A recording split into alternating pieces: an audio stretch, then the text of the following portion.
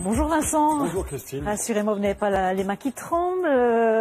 Toujours un petit peu, Toujours et c'est bon. Non, c'est bien, c'est bien. Non. Bon alors, expliquez-nous, d'où vient cette peur de prendre la parole en public? Et pour certains, c'est même carrément une phobie, hein, Oui, faut le savoir.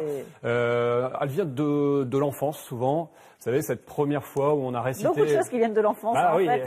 Je suis désolé, ça fonctionne comme ça, souvent. Effectivement, la poésie, cette fameuse première poésie devant... On doit réciter devant les petits copains. Voilà, ou le problème de maths qu'il faut résoudre et sur lequel on n'est pas très à l'aise.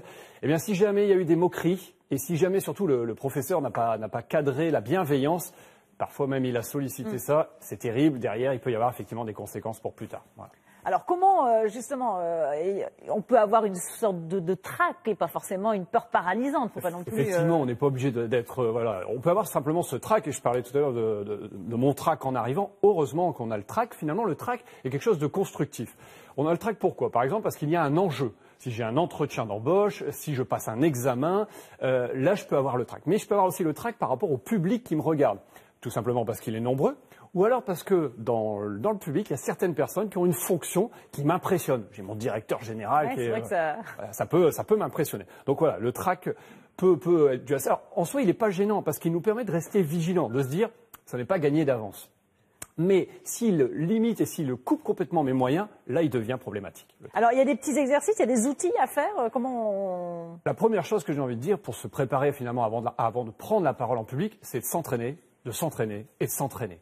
Parce que c'est le mot d'ordre, l'entraînement. Oui, l'entraînement. Pourquoi? Parce que on a beau avoir des techniques, il y en a plein des techniques. Si on ne s'entraîne pas à les mettre en pratique, ça ne sert à rien parce qu'on ne va pas les maîtriser. Donc c'est important vraiment de s'entraîner, ça rassure. S'entraîner comment? Déjà en mettant des gens devant nous. Parce que s'entraîner tout seul et avec 2-3 paires de yeux qui nous regardent, ça change tout. Oui. Rien de tel déjà pour se sentir vraiment dedans. Justement, on a une réaction d'Anne qui nous dit « Imaginez que les personnes sont devant vous, sont toutes nues. On l'a souvent dit et c'est vrai car ça facilite les choses. Attention cependant de ne pas pouffer de rire. » Alors, est-ce que c'est une technique qui marche? Alors, effectivement, Anne... Bon, j'espère que vous n'êtes pas en train de penser à ça quand vous oui, parlez. Oui, non, effectivement. C'est ce que j'allais dire, Anne, pourquoi pas, hein, vous pouvez faire ça. Si ça vous fait du bien, en tout cas, si ça vous aide, pourquoi pas. Moi, j'ai tendance à le faire de temps en temps, mais je choisis les personnes que je... Voilà, oui, ça, c'est autre chose, hein. Choisissez bien vos personnes. Mais c'est une technique, effectivement, qui peut être intéressante. Ça peut être intéressant de passer son entraînement dans le futur lieu, parce qu'on repère déjà. Se mettre dans les situations. Moins j'ai d'inconnus, plus mon cerveau va être rassuré. Donc tout ce que je peux faire, ça peut marcher. Ce qui marche bien, c'est de se filmer ou de se regarder dans le miroir, parce que c'est un très très bon feedback pour dire ça peut s'améliorer, ça peut s'améliorer. Alors vous avez un petit truc là très rapidement en 30 secondes. Alors des trucs, il y en a plein. Vous avez compris, c'est une question de plein de petits détails.